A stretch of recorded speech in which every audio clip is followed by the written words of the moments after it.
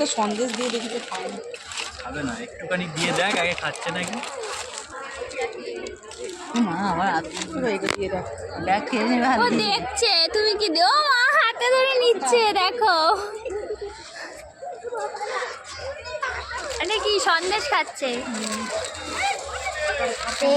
এই না ফোন নিয়ে নেবে। ও আমি আরো 10টা সন্দেশ নিয়ে আসতে হবে। হ্যাঁ এই এতে নেই আর এনে বাবা গো, এই আরো 10টা সন্দেশ কিনতে হবে। সন্দেশ ভালো লেগেছে।